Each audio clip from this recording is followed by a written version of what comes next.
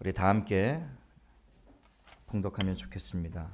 신명기 8장 1절에서 3절까지의 말씀 우리 함께 봉독하겠습니다. 시작. 내가 오늘 명하는 모든 명령을 너희는 지켜 행하라. 그리하면 너희가 살고 번성하고 여호와께서 너희의 조상들에게 맹세하신 땅에 들어가서 그것을 차지하리라. 내 하나님 여호와께서 이 40년 동안에 내게 광야길을 걷게 하신 것을 기억하라. 이는 너를 낮추시며 너를 시험하사 내 마음이 어떠한지 그 명령을 지키는지 지키지 않는지 알려 하심이라. 너를 낮추시며 너를 줄이게 하시며 또 너도 알지 못하며 내 조상들도 알지 못하던 만나를 내게 먹이신 것은 사람이 떡으로만 사는 것이 아니요 여호와의 입에서 나오는 모든 말씀으로 사는 줄을 내가 알게 하려 하심이니라. 아멘. 저는 이 봉독한 말씀을 가지고 광야를 걷는 이유라는 제목으로 하나님 말씀을 나누겠습니다. 말씀 나누기 전에 우리 좌우 옆에 분에게 앞뒤 분에게 한번 환한 미소로 인사하셨으면 좋겠는데 오늘은 아주 특별한 날이잖아요, 그렇죠? 그래서 축복합니다. 한 해 동안 정말 수고 많으셨습니다. 이렇게 인사하셨으면 좋겠어요. 시작.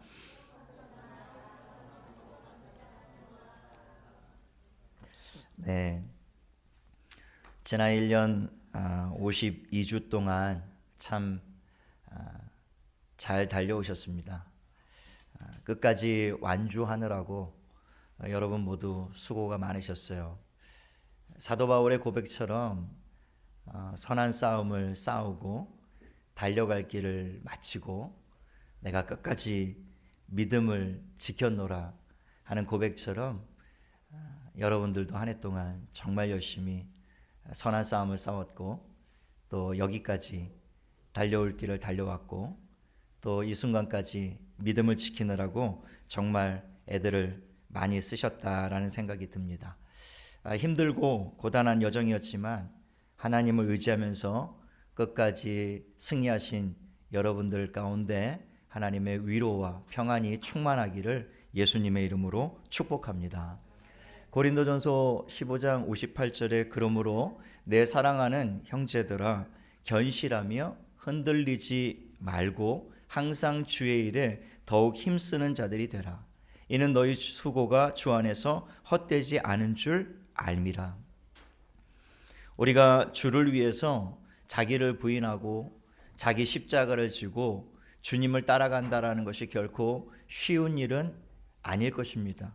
그럼에도 불구하고 하나님의 말씀은 우리를 이렇게 위로하고 있습니다. 너희의 그 수고가 결코 헛되지 않을 것이라고 주님이 말씀하고 계십니다.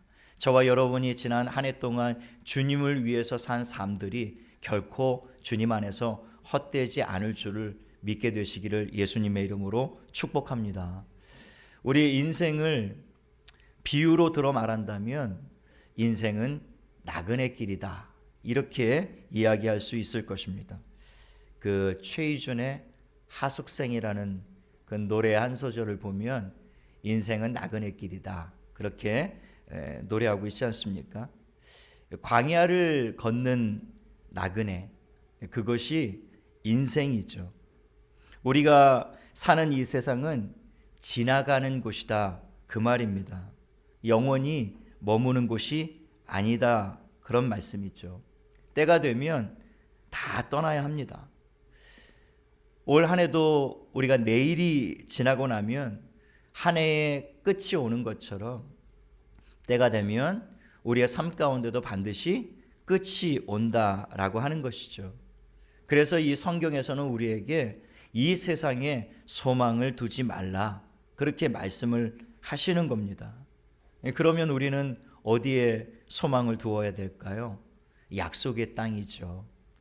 이스라엘 백성을 하나님이 애굽에서 불러내서 광야를 걷게 하시는 그들의 최종 목적지가 어디였습니까? 가나안 땅, 약속의 땅이었죠. 오늘 우리에게 적용하면 영적으로 그것은 영원한 하나님의 나라가 될 것이고 영원한 천국이 될 것입니다. 그러므로 우리는 이 광야를 지나가는 동안에 이 세상에 이 땅에 소망을 둘 것이 아니라 저 영원한 나라, 영원한 하나님의 나라에 소망을 두어야 된다라고 하는 것입니다. 왜냐하면 이 세상은 종착지가 아닙니다. 이 세상은 경유지일 뿐이에요. 우리의 최종 종착지는 천국이다라고 하는 겁니다. 우리가 올 한 해를 이제 마무리해야 하고 이 2018년을 우리가 이제 떠나 보내야 되는 시점에 와 있는데요. 아쉬움이 크죠. 한 해를 돌아보면 이룬 일들보다는 이루지 못한 일들이 많고 또 후회되는 일들이 많고 미련이 남는 일들이 많기 때문에 뒤돌아보면 참 올 한 해를 이렇게 우리가 보내야 되나 그런 마음이 들어요. 이게 세월이 가고 나이를 먹고 이렇게 늙어간다라는 것이 서글픈 그런 생각도 드는 시점이 바로 이 시점이다 그런 생각이 듭니다. 저도 개인적으로 이제 50이 넘다 보니까 몸 여기저기서 약간의 이상 신호들이 와요. 그래서 50견이라고 뭐 어깨가 이렇게 삐그덕거리기도 하고 또 무릎이 이렇게 자꾸 삐그덕거리네요. 그래서 새벽에 이제 새벽기도 마치고 집에 가면 제가 아파트 18층인데 매일 새벽마다 제가 걸어 올라갑니다. 굉장히 힘들어요. 굉장히 힘든데 그렇게 하지 않으면 안 될 것 같아서 이제 매일 새벽마다 그렇게 하는데요. 홍 목사님께서는 새벽에 제발 몸 좀 아껴라. 이제 젊은 것도 한때다. 이제 무릎 꿇고 그렇게 기도하지 말고 조금 편안한 자세로 이렇게 목회하려고 그러면 뭐 1년, 2년 하는 게 아니라 장기적으로 보고 달려가야 되니까 그렇게 꼭 굳이 무릎 꿇고 안 해도 된다. 목사님이 저를 사랑하는 마음으로 또 목회의 선배이시니까 또 무릎이 상할 것을 염려하셔서 무릎 꿇지 말라고 꼭 그렇게 말씀하세요. 근데 이상하게 이렇게 무릎을 꿇지 않고 기도하면 그 기도가 이상하게 간절해지지 않는 거 왜 그렇죠? 그래서 습관이 되다 보니까 무릎을 꿇게 되고 또 꿇게 되고 그러다 보니까 이제 무릎이 조금씩 그렇게 이상 신호들이 오는 것 같아요. 정말 홍 목사님 말씀대로 편하게 앉아서 기도해야 될 시점이 오고 있는 것 같다라는 생각이 들어요. 그러나 그때가 오기까지는 정말 하나님 앞에 겸손하게 나를 낮추고 무릎 꿇어 기도해야 되겠다 그런 생각이 들어요. 요즘에 컴퓨터 앞에서 이 설교를 준비하는 게 너무 힘들어요. 노안이 와가지고요. 조금만 설교 준비하다 보면 글씨가 3개, 4개로 막 겹쳐서 보이는데 얼마나 힘든지 모르겠어요. 이제 진짜 돋보기를 써야 될 때가 왔구나 그런 생각이 들기도 하고요. 작년까지만 해도 흰머리가 없었는데 올 1년 동안에 참 흰머리가 많이 늘었어요. 제 아내가 늘 부러워하는 게 당신은 흰머리가 없다. 그러면서 늘 부러워했는데 요즘에는 이제 그래요. 당신도 할 수 없다. 예전에 흰머리가 많아지고 있다. 이렇게 세월을 거스를 수 없는 것이죠. 나이를 먹고 점점 한 살 먹어가고 세월이 흘러가고 그리고 조금씩 우리의 겉사람이 후퇴하고 늙어지고 그런 것들을 생각하면 참 서글픈 생각이 들 수도 있어요. 그러나 분명히 우리가 알아야 되는 것은 그만큼 우리가 지나가는 세월만큼 그만큼 우리가 더 천국에 한 걸음 더 가까이 나가고 있음에 대하여 우리가 분명히 알고 있어야 된다라고 하는 겁니다. 세월이 가고 나이를 먹고 늙어가지만 그것을 결코 슬퍼만 해서는 안 된다라는 것이죠. 우리 믿는 자들은 오히려 그 나라에 점점 가까이 다가가고 있음을 인하여 그리고 주님이 점점 우리를 향하여 다가오고 있는 날들이 가까워 오고 있음을 인하여 우리는 오히려 그것을 기뻐하고 감사해야 된다라는 거예요. 그래서 노인들에게 흰머리는 하나님의 면류관이라고 말씀하셨던 것처럼 우리가 머리가 휘어지고 점점 늙어간다라는 것은 이 세상에 점점 소망이 끊어진다라는 얘기고 그러면 그럴수록 우리의 소망은 점점 하늘에 쌓이고 또 쌓이게 된다라는 그 이야기 아니겠습니까? 그러므로 우리가 이 한 해를 이렇게 지나보내면서 무조건 우리가 서글퍼하고 아쉬워하고 안타까워할 그런 일들만은 아니고 우리가 다가온 새해, 다가올 미래를 바라보면서 우리가 더 큰 소망을 품어야 될 줄로 믿게 되시기를 예수님의 이름으로 축복합니다. 로마서 8장 18절에도 보면 생각하건대 현재의 고난은 장차 우리에게 나타날 영광과 비교할 수 없도다. 이전 버전에는 좋게 비교할 수 없도다. 저는 그게 더 마음에 들어요. 현재의 고난은 우리에게 장차 다가올 영광과 좋게 비교할 수 없도다. 우리에게는 점점 다가오는 영광이 있고요. 그 나라가 있고요. 그 놀라운 역사가 우리에게 한 걸음 한 걸음 다가오고 있다는 것이죠. 이 땅에 있는 환난이나 이 땅에 있는 시험이나 이 땅에 있는 고난이나 어려움을 충분히 상쇄하고도 남을 만한 그 놀라운 하나님의 영광이 우리를 향하여 점점 다가오고 있다는 거예요. 그러므로 우리는 그 나라를 향하여 그 소망을 마음에 품고 새로운 한 해를 준비하는 저와 여러분 될 수 있게 되기를 예수님 이름으로 부탁을 드립니다. 우리는 지금 광야를 지나고 있습니다. 우리는 다 광야를 걷는 나그네들이에요. 광야는 힘들고 외롭고 문제가 끊이지 않는 곳입니다. 광야는 물이 없고 양식을 구하기가 힘든 곳이에요. 그래서 광야는 줄일 수밖에 없고 광야는 목마를 수밖에 없는 것입니다. 그래서 우리 인생이 늘 줄이고 목마른 것이죠. 아무리 맛있는 것을 찾아 먹어도 이내 우리는 배고픔을 또 경험하게 되고, 우리가 아무리 물을 마시고 또 마셔도 이내 목마름을 또 우리는 경험할 수밖에 없는 것입니다. 왜냐하면 우리는 지금 광야길을 걸어가고 있기 때문에 그렇다라는 거예요. 이 광야에서는, 이 나그네 길을 살아가는 동안에는 우리를 참되게 배부르게 하거나 참되게 우리의 목마름을 해결할 수 있는 것들이 이 세상에는 없단 말입니다. 그게 광야예요. 광야는 뱀과 전갈이 도사리고 있는 위험한 곳입니다. 그러니까 조금만 잘못하면 물리고 찔리는 생명의 위협을 받는 곳이 이 광야예요. 우리가 하루하루 사는 것이 살 얼음판을 걷는 것 같은 그런 삶을 지금 우리가 매일매일 살아가고 있지 않습니까? 그저 하루를 끝내고 저녁에 가족들이 한 식탁에서 다 둘러 모여 있는 것만으로도 그 놀라운 기적 아닙니까? 매일 매순간 얼마나 많은 사고와 사건들이 세상에 벌어지나요? 저도 딸이 밤늦게까지 아르바이트 하느라고 11시 반, 12시가 낮아서 들어오면요, 다음날 새벽 기도를 나가야 되기 때문에 최소한 10시 반 이전에는 잠이 들어야 되는데 잘 수가 있어야죠. 11시 반, 12시가 다 되도록 안 들어오면 걱정이 되는 거예요. 세상이 너무 험악하니까요. 딱 엘리베이터 열리는 소리 나고 집에 띠띠띠 누르는 소리 나면 그때서 마음이 푹 놓여요. 이미 이불 안에 들어가 있죠. 잠은 안 들고 들어올 때까지 삑삑삑삑 하면 그대로 잠드는 거예요. 세상이 얼마나 위험한가요? 우리가 살아가는 이 광야가요. 우리 아이들이 살아가고 지내가고 있는 이 세상이 얼마나 위험한 곳이냐라고 하는 겁니다. 조금만 잘못하면 큰 사건 사고에 휘말릴 수밖에 없어요. 아주 위험한 곳이다라고 하는 겁니다. 광야는 낮에는 폭염이, 밤에는 추위가 살을 애는 곳이 광야 아닙니까? 밤낮으로 쉴 수 없는 곳, 거기가 광야예요. 우리 인생 가운데 크고 작은 고난과 문제들이 끊임없이 닥쳐오는 이유가 바로 이것 때문입니다. 우리가 지금 광야를 살고 있기 때문에 그래요.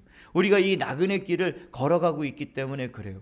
우리가 이 광야길을 걸어가는 동안에 이러한 일들은 어쩔 수 없이 우리의 삶 가운데 매일 다가온다고, 매일 다가와요. 그냥 마음을 놓을 수가 없어요. 안심할 수가 없습니다. 어디 이 광야와 같은 세상에 안전한 곳이 있나요? 우리의 마음을 어디서 우리가 위로받고 어디서 우리가 안식할 수 있는 곳이 이 세상에 도무지 어디에 있단 말입니까? 그렇다면 하나님이 왜 우리로 하여금 이런 광야길을 걷게 하셨는가? 이 광야와 같은 세상을 살아가도록 하셨는가? 그 이유가 있습니다. 오늘 본문 2절에 보면 내 하나님 여호와께서 이 40년 동안에 내게 광야길을 걷게 하신 것을 기억하라. 이는 너를 낮추시며 너를 시험하사 내 마음이 어떠한지 그 명령을 지키는지 지키지 않는지 알려 하심이라. 하나님이 우리를 광야길을 통과하게 하신 이유는, 이 험난한 인생 여정을 걷게 하신 이유는요, 이 험난한 인생 여정 가운데 과연 이런 상황 가운데서도 우리를 겸손히 낮추고, 그리고 하나님을 바라보며 하나님을 의지하며 하나님의 말씀 앞에 우리가 순종하는가 순종하지 않는가, 그것을 우리로 하여금 훈련하시고 우리를 단련하시고 우리를 시험하시고, 그래서 완전히 하나님 앞에 순종하는 주의 백성을 만드시기 위해서 하나님이 우리를 의도적으로 이 광야와 같은 세상 가운데 내보내셨다라고 하는 겁니다. 그래서 이 광야는 훈련의 장소죠. 훈련의 장소. 이 광야는 우리를 낮추는 장소이고요, 우리가 하나님으로부터 우리의 믿음이 시험받는 장소가 이 광야고 이 세상이다라고 하는 겁니다. 하나님이 우리를 낮추시고 시험하는 방법이 무엇입니까? 그 방법이 바로 고난이에요. 고난. 광야의 이 고난을 통해서 하나님이 오늘도 우리를 훈련하시는 것입니다. 이 고난을 통해서 우리를 낮추시는 거예요. 겸손하게 하나님을 바라보도록, 하나님을 의지하도록. 그래서 하나님의 말씀에 순종하는 백성을 만들기 위해서 하나님이 이 광야의 훈련장에 우리를 들여보내셨다라고 하는 거죠. 그 훈련의 목적이 무엇입니까? 훈련의 목적은 한 가지예요. 우리의 마음이 어떠한지, 그 명령을 지키는지 지키지 않는지, 그것을 하나님이 알고 싶어 하시는 거지. 한마디로 그냥 순종입니다. 오늘 본문 1절에도 보면 내가 오늘 명하는 모든 명령을 너희는 지켜 행하라. 그리하면 너희가 살고 번성하고 여호와께서 너희의 조상들에게 맹세하신 땅에 들어가서 그것을 차지하리라, 이렇게 말씀하셨습니다. 순종을 요구하신 거예요. 순종을. 하나님의 말씀에 순종하면 너희가 생명을 얻고 살게 될 것이다. 그리고 번성하게 될 것이다. 그리고 땅을 차지하는 축복을 얻게 되실 것이다. 그렇게 하나님이 약속하셨습니다. 하나님은 이 땅을 지나가는 동안에 우리를 훈련하시고 단련하셔서 하나님 앞에 완전하게 복종하고 순종하는 백성을 삼으시기를 원하시는 거예요. 그래서 그 순종하는 자리에 우리가 내려가면 그때로부터 하나님은 우리에게 복을 주시기를 원하시는 것이죠. 생명을 얻게 하시고 번성하게 하시고 그리고 땅을 차지하도록 역사하시는 것이다 라고 하는 겁니다. 순종을 통하여 하나님은 우리가 복을 누리며 살기를 원하고 계시는 거예요. 이 하나님의 예비된 복을 누리기 위해서 우리가 반드시 거쳐야 될 것이 광야의 훈련이라는 거예요. 그 훈련을 통해서 우리가 겸손히 나를 낮추고 나를 비우고 하나님 앞에 온전히 순종하는 법을 배우게 되면 그 순종을 통해서 하나님은 그때로부터 우리의 삶 가운데 놀랍도록 역사하시고 축복하신다라고 하는 겁니다. 이스라엘 백성들이 그런 하나님 앞에 순종하는 백성이 되기를 주님이 원하셔서 그들을 선택하셨고 애굽에서 불러내셨고 가나안 땅으로 이끌고 가신 거예요. 그 이끌고 가시는 그 광야길 40년 가운데 그들을 훈련하신 것이죠. 그러나 이스라엘 백성은 그 훈련을 제대로 받지 못했어요. 결국에 하나님 앞에 순종하지 못했습니다. 결국에 하나님 앞에 불순종하고 일주일 혹은 2주일이면 들어갈 수 있는 그 가나안 땅, 약속의 땅을요 무려 40년 동안 헤매게 되었다라고 하는 것이죠. 여러분, 불순종은 불순종으로 끝나지 않아요. 불순종은 더 큰 고난을 가져옵니다. 불순종은 더 큰 훈련을 우리에게 가져와요. 하나님의 최종 목적은 순종이에요. 그래서 우리가 불순종하면 하나님은 포기하지 않으시고 우리가 순종할 때까지, 우리가 하나님 앞에 자신을 낮추고 겸손히 하나님을 의지하고 바라보면서 겸손히 하나님 앞에 순종하는 백성이 될 때까지 하나님은 연단하시고 또 연단하시고 또 훈련하시고 그 훈련을 멈추지 않아요. 결국에는 하나님의 백성들은요 반드시 하나님을 믿고 의지하며 순종하는 백성이 되도록 하나님이 만드신다라고 하는 겁니다. 이스라엘 백성이 40년 동안 불필요하게 사실은 그 광야길을 걸어간 거예요. 그냥 순종만 했다면 빨리 그 약속의 땅에 들어갈 수 있었는데 결국 불순종 때문에 40년 동안 불필요하게 그 광야길을 헤매게 되었던 것이죠. 민수기 13장에 보면 그들이 어떤 일로 불순종했는지 그 사건의 개요들이 나오는데요. 그 가데스 바네아에 이스라엘 백성이 도착했을 때 하나님이 그들에게 이렇게 말씀하십니다. 신명기 1장 21절에 보니까 너희는 올라가서 차지하라. 두려워하지 말라. 주저하지 말라. 하나님 그렇게 말씀하셨어요. 너희는 이제 약속의 땅 앞에 도착했으니까 너희는 저들을 두려워하지 말고 주저하지 말아라. 당장 올라가서 그 땅을 차지하라. 이 땅을 내가 너와 너희 조상에게 약속하신 그 땅이다. 내가 너희와 함께 할 것이니까 애굽에서 너희를 구원해냈던 것처럼 홍해를 내가 가르고 너희를 구원했던 것처럼 애굽의 군대의 손에서 내가 너희를 구원해냈던 것처럼 내가 그 땅에서 너희를 건지겠고 도와주겠고 내가 너희와 함께 할 것이니까 너희는 저들을 조금도 두려워하지 말고 조금도 주저하지 말고 망설이지 말고 너희는 지금 당장 믿음을 가지고 순종하고 들어가서 그 땅을 차지하라고 주님이 그렇게 말씀을 하셨습니다. 그러나 이스라엘 백성은 이 말씀에 순종하지 않았습니다. 적들을 두려워했죠. 주저하고 망설였습니다. 이들이 왜 이 하나님의 말씀에 불순종했을까요? 그것은 하나님을 신뢰하지 않았기 때문입니다. 하나님을 믿고 의지하지 않았기 때문이에요. 사실 이스라엘이 그 가나안 땅에 아무런 준비도 없이 그냥 하나님의 말씀만 믿고 의지하고 들어간다라는 것이 어떻게 보면 인간적인 눈으로 보면 그 굉장히 현실성 없는 무모한 도전이죠. 그게 쉬운 일이 아니에요. 그냥 지금 당장 들어가라. 그는 막 믿음으로 들어간다라는 것이 이스라엘 백성들 입장에서 그는 쉬운 일이 아니었다고요. 10명의 정탐꾼이 보고했던 것처럼 분명 그 땅 성읍은 크고 그 성곽은 하늘에 닿을 만큼 굉장히 크고 견고한 성읍들이었습니다. 감히 사람의 힘으로는 도저히 그거 무너뜨릴 수 없는 그러한 견고한 성읍들이 그 땅을 지키고 있었다고요. 그리고 그 성을 지키고 있는 그 거민들은요, 아낙 자손의 후손들이었다. 거인들이었단 말입니다. 신장이 장대하고요, 기골이 크고요. 그들은 전쟁에 능한 용사들이었습니다. 반면에 이스라엘 백성은 자기의 모습들을 돌아볼 때 뭐 변변한 무기 하나 있었습니까? 전쟁 경험이라고는 하나도 없는 사람들 아닙니까? 400년이 넘도록 그냥 애굽에서 노예살이한 사람들이에요. 그 노예살이하고 그냥 농사짓고 양치던 그런 목동들이, 그런 농사꾼들이 무슨 전쟁을 치러봤겠느냐고요. 무기 하나 변변하게 없다고요. 근데 성읍이 크고 강력하면서 그 성을 지키고 있는 군대는 활과 창과 단창과 검과 각종 무기와 마병들로 무장하고 있는데 그들과 이 빈손 들고 싸우라니요. 이게 말이나 되는 싸움이겠습니까?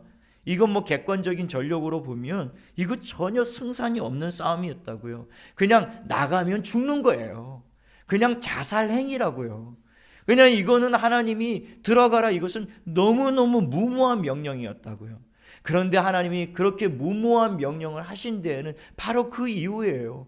너희가 이런 상황임에도 불구하고, 너희가 이런 현실임에도 불구하고, 너희에게 싸울 만한 힘이 전혀 없고, 너희가 대적해야 될 그 성이 그렇게 크고 강하고, 너희가 싸워야 될 그 적들이 그렇게 크고 대단한 존재인데, 그럼에도 불구하고 너희는 그 성읍보다, 그 적들보다 하나님을 더 크게 바라보면서 그 하나님만을 믿고 의지하면서 하나님을 향한 믿음으로 너희는 순종할 수 있는가 없는가, 하나님이 바로 그것을 시험하기를 원하셨다는 것이죠. 하나님이 지난 1년 동안 우리가 이 세상을 살면서 크고 작은 고난과 문제들이 끊임없이 다가오는 순간들이 분명히 여러분 삶 가운데 있었을 것입니다. 감당할 수 없는 물질로, 건강으로, 사람 관계 때문에, 야, 이러다 내 인생 여기서 완전히 끝나는 거 아닌가? 그런 위기를 만나신 분들도 우리 교회 안에 여럿 계시는 줄로 알아요. 여러 가지 힘들고 내 힘으로는 도저히 감당할 수 없는, 내 능력으로는 도저히 이거 어떻게 할 수 없는, 그래서 좌절할 수밖에 없고 두려워할 수밖에 없고 이스라엘 백성들처럼 주저할 수밖에 없고, 하나님을 믿노라 하지만 현실을 바라보면 너무 두려운 거예요. 하나님만 바라보고 있다가는 이거 큰일 날 것 같은 그런 순간들, 그런 위기들이 우리의 삶 가운데 끊임없이 다가오지 않았습니까? 그러나 하나님이 그런 순간에 우리에게 요구하는 것이 무엇이냐면 바로 순종이라는 거예요.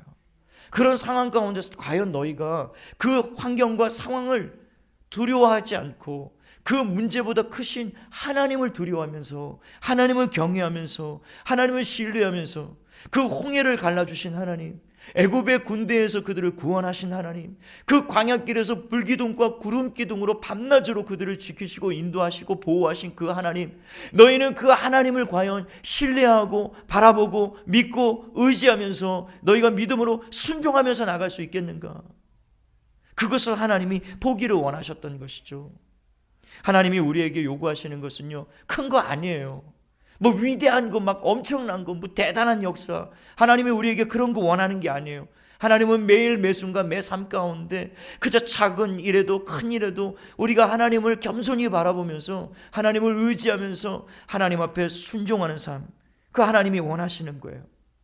하나님은 우리가 사람과 환경을 바라보고 두려워하고 주저하는 것이 아니라 문제보다 크신 하나님, 그분을 의지하고 그분을 신뢰하고 그분 앞에 믿음으로 순종하기를 원하시는 것입니다. 사무엘상 15장 22절에 보면 사무엘이 이르되 여호와께서 번제와 다른 제사를 그의 목소리를 청종하는 것을 좋아하심같이 좋아하시겠나이까. 순종이 제사보다 낫고 듣는 것이 숫양의 기름보다 나으니. 하나님이 우리에게 원하시는 것은 뭐 화려한 예배 아니에요. 대단한 기도 아닙니다. 엄청난 헌금 그런 거 아니에요. 하나님이 정말 원하시는 것은요, 믿음의 순종이에요. 번제와 제물보다 제사보다 하나님은 순종하는 것을 원하시고 하나님 목소리 청종하는 것을 원하신다라는 거예요. 지금 이 예배 가운데도 하나님이 진심으로 우리에게 바라고 원하시는 것은요, 다른 것 아니에요. 한 가지입니다. 하나님의 말씀을 귀담아 듣는 거예요. 귀 기울여 듣는 것입니다. 하나님의 말씀을 귀 기울여 듣고요, 그 말씀에 일주일을 살아가는 동안에 그 말씀을 붙잡고 순종하면서 사는 거예요.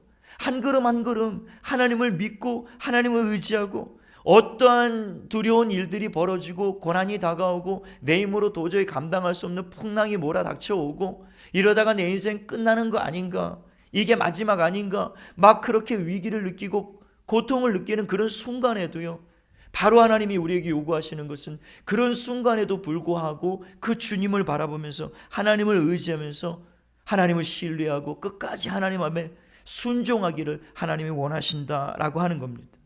이 순종은요, 그냥 되는 게 아니에요. 믿음이 있어야 가능합니다. 하나님을 완전히 신뢰하지 않으면 결코 순종할 수가 없다는 것이죠. 순종은 우리가 하나님을 얼마나 믿느냐 바로미터예요. 우리가 하나님을 얼마나 신뢰하느냐, 우리가 하나님을 얼마나 의지하느냐, 우리가 하나님을 얼마나 온 마음을 다해 사랑하고 있느냐, 그게 증명되는 게 무엇이냐면 하나님 말씀 앞에 우리가 순종하며 행하며 사는 것, 그게 바로 바로미터라는 거예요. 하나님은 우리의 입술의 고백만 받으시는 분이 아니라 우리의 행함으로, 우리의 삶으로, 우리의 순종으로 하나님의 그 말씀을 지켜 행하기 시작할 때 하나님은 우리가 진심으로 하나님을 사랑하는 줄로 아는 거예요. 그리고 하나님을 얼마나 우리가 의지하고 우리가 하나님을 얼마나 신뢰하는지 우리가 삶 가운데 순종하는 것을 보시면서 그것을 하나님이 아신단 말입니다. 오늘 3절 말씀에 보면 너를 낮추시며 너를 줄이게 하시며 또 너도 알지 못하며 내 조상들도 알지 못하던 만나를 내게 먹이신 것은 사람이 떡으로만 사는 것이 아니요 여호와의 입에서 나오는 모든 말씀으로 사는 줄을 알게 하려 하심이니라. 여기서 사람이 떡으로만 살 것이 아니요 사람이 떡으로 산다라는 그 진정한 의미가 뭐냐면요, 이것은 자기의 힘을 의지하고 산다 그 말이에요. 자기의 힘과 자기 지혜와 자기의 능력과 자기의 경험을 의지하며 사는 것, 그게 사람이 떡으로 사는 거예요. 이 세상이 떡으로 사는 겁니다. 그러나 하나님의 사람들은요, 하나님의 입에서 나오는 모든 말씀으로 산다라는 거예요. 이것은 반대로 자기의 힘과 지혜와 능력을 의지하는 것이 아니라 오직 하나님의 지혜와 능력을 의지하며 사는 것, 그게 하나님의 입에서 나오는 모든 말씀을 의지하면서 산다, 그 뜻인 것입니다. 그러니까 하나님이 광야에서 우리를 훈련하신 이유는요, 우리의 힘과 지혜를 의지하며 사는 것이 아니라 그것은 이 세상의 방식 아닙니까? 세상은 자기를 앞세우죠.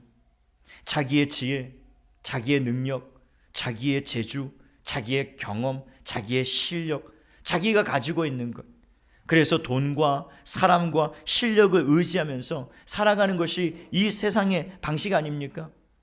그리고 이 세상은 그런 것들만 충분히 있다면 하나님도 필요 없다라고 말하고 있는 것이 이 세상의 삶의 방식이잖아요. 아담과 하와가 범죄하고 하나님을 떠났던 이유가 뭡니까? 나 스스로가 하나님처럼 되겠다라는 그것 때문에 하나님을 떠난 것 아니겠습니까? 더 이상 우리는 하나님을 의지하지 않겠습니다. 하나님을 바라보지 않겠습니다. 우리는 더 이상 하나님께만 순종하고 살지는 않겠습니다. 우리도 우리에게 지혜가 있고 능력이 있고, 그러니까 우리는 우리의 힘과 지혜로 우리의 이름을 세상에 드러내고 하나님의 영광이 아닌 자기의 영광을 위해서, 하나님의 기쁨과 하나님의 유익이 아닌 자기의 유익과 만족과 기쁨을 위해서 살아가겠다라고 선언하고 하나님을 떠난 것이 타락한 인생들 아닙니까? 그런 인생들이 살아가는 것이 이 광야란 말입니다. 이 광야에서는 전부 다 자기 힘을 의지하죠. 자기 능력을 의지해요.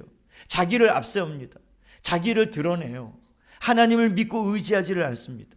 그러나 하나님이 우리를 선택하신 이유는 바로 그런 이 세상 속에서 자기의 힘과 능력을 자랑하고 자기의 것을 드러내는 이 세상 가운데서 하나님의 백성들은 자기를 감추고 자기를 낮추고 자기를 버리면서 자기를 부인하고 오직 우리를 죄와 죽음에서 구원하신 그 하나님, 우리의 구원자 되시는 그 하나님을 의지하는 삶을 세상 가운데 드러내기를 원하시는 것입니다. 세상 사람들로 하여금 우리의 모습을 통하여, 우리의 삶을 통하여 하나님을 믿고 의지하는 삶이 무엇인지를 세상 사람들이 우리를 통해서 보기를 하나님이 원하셨던 것이죠. 이게 빛이고 이게 소금이라는 것입니다. 다른 것 아니에요. 우리가 세상에서 뭐 높은 자리에 올라가고 뭐 대단한 성과를 이루고 대단한 업적을 만들고 그래서 세상 앞에서 봐라 그런 거 자랑하도록 그렇게 하나님이 우리를 부르신 게 아니에요. 매를 맞고 고난을 당하고 풍랑을 만나고 어려움을 당하고 병에 걸리고 입원을 하고 사업이 무너지고 힘들고 어려운 상황 가운데 있지만 그런 상황 가운데서도 세상 사람들 같으면 다 절망하고 포기하고 낙심하는 그런 상황 속에서도 하나님의 백성들은 결코 그런 일 때문에 낙심하지 않는 겁니다. 오히려 그 순간에 더욱 하나님을 바라보는 거죠. 그 순간에 더욱 하나님을 의지하는 거예요. 세상 사람들의 눈에 보이기에는 너무 어리석어 보이죠. 저거 자기가 믿고 의지하는 하나님이 있다라고 하면서 왜 저들의 삶 가운데 저런 고난이 끊이지 않는가? 그러면서 저들은 하나님을 원망하거나 불평하지 않고 끝까지 저 하나님을 믿는 저 믿음은 뭐지? 세상 사람들 앞에 그것을 드러내기를 하나님이 원하셨던 것이죠. 이 세상을 향해 하나님은 우리의 힘이요, 우리의 방패요, 우리의 생명이요, 우리의 구원 되심을 선포하며 살아가기를 하나님이 원하시는 거예요. 저와 여러분이 2019년도에 하나님이 우리의 생명과 구원과 능력이 되심을 선포하며 믿음으로 세상 가운데 나를 의지하는 것이 아니라 하나님을 믿음으로 의지하며 승리하는 삶을 살 수 있게 되기를 예수님의 이름으로 축복합니다. 다윗이 그 골리앗 앞에 섰을 때 그렇게 고백하지 않습니까? 다윗이 블레셋 사람에게 이르되 너는 칼과 창과 단창으로 내게 나오거니와 나는 만군의 여호와의 이름 곧 내가 모욕하는 이스라엘 군대의 하나님의 이름으로 내게 나가노라. 오늘 여호와께서 너를 내 손에 넘기시리니 내가 너를 쳐서 내 목을 베고 블레셋 군대의 시체를 오늘 공중의 새와 땅의 들짐승들에게 주어 온 땅으로 이스라엘에 하나님이 계신 줄 알게 하겠고 또 여호와의 구원하심이 칼과 창에 있지 아니함을 이 무리에게 알게 하리라. 전쟁은 여호와께 속한 것인즉 그가 너희를 우리 손에 넘기시리라. 이 20살도 채 되지 않은 군대에 나가서 싸울 자격도 안 되는 이 청소년 나이에 이 다윗이요, 이 골리앗 앞에서 부들부들 떨고 있는 사울 왕으로부터 자기 형제들부터 모든 이스라엘 군대들이 나가서 감히 싸울 엄두도 내지 못하고 부들부들 떨고 있을 때 이 어린 다윗이요, 이렇게 담대하게 골리앗 앞에 서서 이 고백을 보십시오. 너는 칼과 창과 단창으로 내게 나오거니와 나는 만군의 여호와의 이름으로 나가겠다. 그는 가지고 있는 무기가 아무것도 없었어요. 고작 돌멩이 5개였다고요. 그게 골리앗이 완전 무장하고 있는 그 무장에 무슨 능력이 되고 그게 무슨 무기가 되고 그게 무슨 싸울 만한 힘이 되었겠습니까? 다윗은 그 돌멩이를 의지하고 나간 것이 아니에요. 세상 사람들의 눈에 보기에는 참 미천한 그러한 무기에 지나지 않는, 과연 저 돌멩이 5개 가지고 골리앗을 물리칠 수 있을까? 세상 사람들은 객관적인 전력을 분석하면서 이것은 승산 없는 싸움이다. 그래서 다윗과 골리앗 싸움은 계란으로 바위치기라고 다들 그렇게 얘기하는데 승산 없는 싸움 아닙니까? 그럼에도 불구하고 다윗은 이 승산 없는 싸움에 만군의 여호와의 이름을 의지하고 나갔단 말입니다. 하나님이 내 힘이라는 것을 그는 평생에 믿고 의지했거든요. 그는 하나님만 의지한 사람입니다.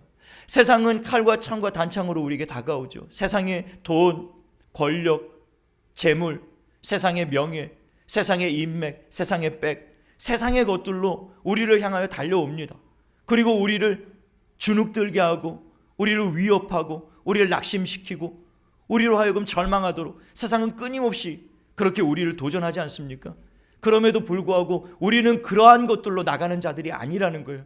하나님이 이것을 우리에게 보여주시고 가르치기를 원하는 장소가 바로 광야라는 것이죠. 이 광야 인생 여정을 가는 동안에 하나님이 우리에게 요구하시는 것은 너희의 힘 의지하지 말라, 너희의 능력을 의지하지 말라, 너희가 가지고 있는 그런 것들로 세상과 겨루지 말라, 세상과 싸우지 말라. 이 전쟁은 너희에게 속한 것이 아니요 여호와께 속한 것이니 전쟁에 능하신 여호와, 전능하신 하나님, 우리의 구원이 되시는 하나님, 우리의 능력이 되시는 하나님, 살아계시는 하나님, 그 하나님을 바라보라는 겁니다. 그 하나님을 의지하라는 거예요. 이 광야 여정 가운데 우리의 힘으로는 살 수 없습니다. 우리의 능력으로는 단 하루 길도 걸어갈 수 없는 것이 광야 아닙니까?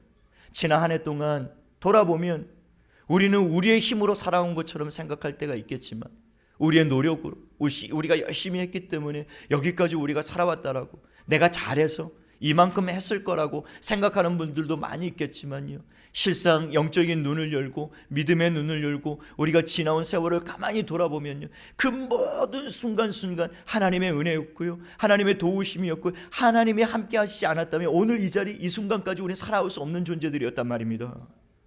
세상 가운데 수만 가지 위험을 우리가 알든 알지 못하든 우리 삶 가운데 수많은 위협이 지나갔다고요. 우리가 운전하고 지나가는 순간에 수많은 사고의 위험들이 우리를 스쳐 지나갔다고요. 우리가 모를 뿐이에요. 우리 아이들이 학교를 다니고 학원을 다니고 집에 오가는 그 발걸음 가운데 수많은 사건과 사고의 위험에 노출되어 있었다고요. 여러분들이 24시간 그 아이들 지켜준 게 아니잖아요. 그 아이들이 여기까지 지내올 수 있었던 건요, 그 전적인 하나님의 은혜예요. 그거 아셔야 됩니다. 지나온 1년의 모든 삶의 일거수일투족의 불꽃 같은 눈동자로 하나님이 우리를 지키시고 우리를 붙드시고 우리를 도우셨기 때문이에요. 우리가 잘나서 우리가 지혜로워서 우리가 능력이 있어서요 여기까지 왔다고? 천만에요. 여러분, 그렇게 생각하면 하나님이 반드시 그것이 아니라는 것을 깨닫게 하는 순간을 하나님이 주실 것입니다. 여러분, 그 순간 만나기 전에요, 여러분, 저와 여러분이 지내온 모든 삶의 모든 순간순간이 하나님의 은혜였음을 이 시간 우리를 낮추고 겸손하게 하나님 앞에 고백하는 저와 여러분 될 수 있게 되기를 예수님의 이름으로 축복을 합니다. 자기의 경험이 아닙니다. 우리는 순종이에요. 믿음으로 하나님을 순종하는 것입니다. 요단강을 건널 때 하나님이 홍해를 한번 가르셨고 이스라엘 백성들 가운데 요단강을 갈라주셨는데요, 그 갈라주신 방법이 달라요. 40년 광야 훈련을 마치기 전에 이스라엘 백성들에게 홍해는요, 하나님이 먼저 갈라주셨습니다. 홍해를 갈라주시고 그 길을 건너가라고 말씀하셨어요. 그런데 광야 40년 훈련을 마치고 난 다음에 요단강을 가르실 때는요, 하나님이 그들에게 믿음으로 순종하기를 원하셨어요. 믿음으로 발을 그 요단강에 내밀라고 말씀하셨어요. 물이 범람하고 강물이 요동치고 넘치는 그 상황 가운데서 그 강물에 발을 내딛는다는 것은 그건 곧 죽음이에요. 그럼에도 불구하고 제사장들이 그 언약궤를 메고요, 믿음으로 하나님 앞에 40년 동안 훈련받은 것, 이게 바로 훈련의 효과 아닙니까? 그래서 그 훈련 때문에 그들은 믿음으로 요단강에 발을 들여놓은 거죠. 발을 들어놓는 그 순간, 하나님 앞에 믿음으로 순종하는 그 순간 요단강이 갈라졌는 줄로 믿으시기 바랍니다. 요단강이 갈라진 거예요. 그리고 그 요단강을 지나서 가나안 땅에 들어가고 난 다음에 첫 성 여리고 아닙니까? 그 여리고 앞에서 하나님이 그들에게 요구하신 것이 무엇이었죠? 하루에 한 바퀴씩 여리고를 돌라는 것이었습니다. 이게 인간적인 눈으로 볼 때 얼마나 어리석은 일인가요? 이게 얼마나 우스꽝스러운 일인가요? 이 전쟁을 치러야 되는데 무기를 준비하고 전략과 전술을 준비해야 될 그 시간에 아무것도 하지 말고 침묵하고 그 성을 그냥 하루에 한 바퀴 돌라라는 거예요. 그게 얼마나 힘든 일이었을까요? 그 순종이요. 그럼에도 불구하고 이스라엘 백성은 여호수아를 필두로 하여 그들이 그 말씀에 그대로 믿음으로 순종하고 돌았다라는 거예요. 6일 동안 6바퀴를 도는 동안 아무런 징조가 보이지 않습니다. 하나님의 어떤 역사도 눈에 보이지 않아요. 포기하고 싶은 순간이 있었을 거예요. 이거 어리석은 짓 아닌가? 그리고 그 여리고 성 위에서 그 적들이 그 이스라엘 백성들을 바라보면서 얼마나 조롱하고 비웃었겠어요. 야, 니들 뭐 하는 거냐? 그리고 막 침을 뱉고 모욕하고 욕하고 그렇게 조롱하는, 그럼에도 불구하고 이스라엘 백성들은 그 조롱하는 소리, 세상에 모욕하는 소리, 그런 것들에 귀 기울이지 않고요, 그냥 하나님 말씀에 믿음으로 순종하며 하루에 한 바퀴씩 돌았단 말입니다. 그리고 마지막 7일째 되던 날 7바퀴 돌아라. 하루에 한 바퀴 도는 것도 힘든데요, 6일 동안 해보았지만 아무런 역사도 없지 않습니까? 아무런 변화도 없고요. 정말 꼼짝달싹도 안 할 것 같은 여리고를 바라보면서, 그런데 마지막 날은 7바퀴 돌라라는 거예요. 이거 순종하기 쉬운 일 아니죠. 그럼에도 불구하고 그들은 그냥 믿음으로 하나님이 원하시는 그 말씀대로 그냥 순종했던 거예요. 인간적인 눈으로 보면 정말 어리석어 보이는 일이지만, 그러나 때로는 하나님의 어리석음이 사람의 지혜보다 나을 때가 있다라는 거예요. 주님이 말씀하신 거예요. 하나님의 연약함이요, 사람의 강함보다 강한 것이 하나님의 연약함입니다.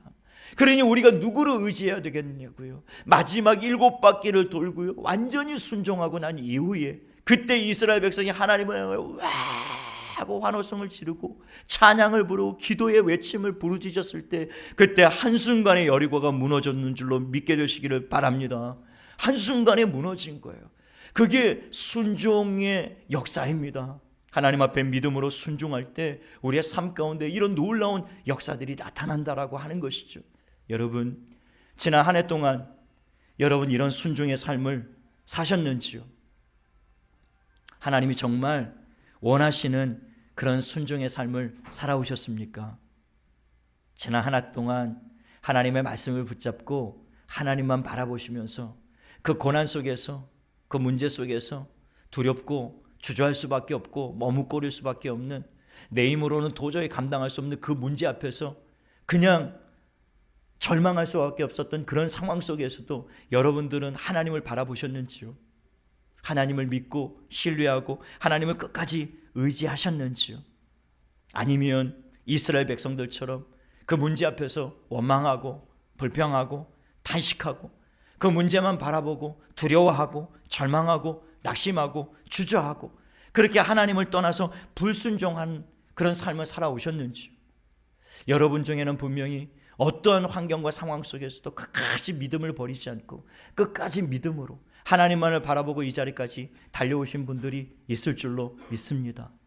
여러분이 그 믿음으로 올 한 해를 승리하셨다면요, 내년에는 더 큰 믿음으로 하나님 앞에 순종하여 여러분 삶 가운데 어떤 여리고가 놓여있든, 어떤 요단강이 여러분의 앞길을 가로막고 있든지, 여러분이 올 한 해 동안 하나님 앞에 드려졌던 그 믿음의 순종이 있다면 내년 한 해 동안에도 우리 앞에는 끊임없이 고난이 다가올 것이고 또 문제가 다가올 것이고, 우리 앞에는 여전히 골리앗이 또 등장을 하게 될 것이고 여리고가 있을 것이고 요단강이 우리를 가로막겠지만, 그럼에도 불구하고 우리가 하나님 앞에 전적으로 다윗처럼, 이스라엘 백성들처럼, 여호수아처럼 그렇게 하나님 앞에 믿음으로 하루하루 순간순간 믿음으로 하나님 앞에 순종하고 하나님을 바라보고 하나님만을 의지하며 믿음으로 나갈 때 내년 한 해 동안에도 우리 앞에 있는 요단강이 갈라지게 될 것이고 여리고가 무너지게 될 것이고 골리앗이 무너질 줄로 믿습니다.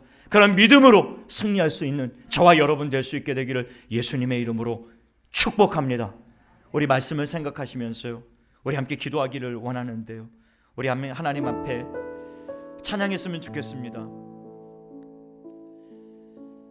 몇 주 전 우리가 함께 불렀던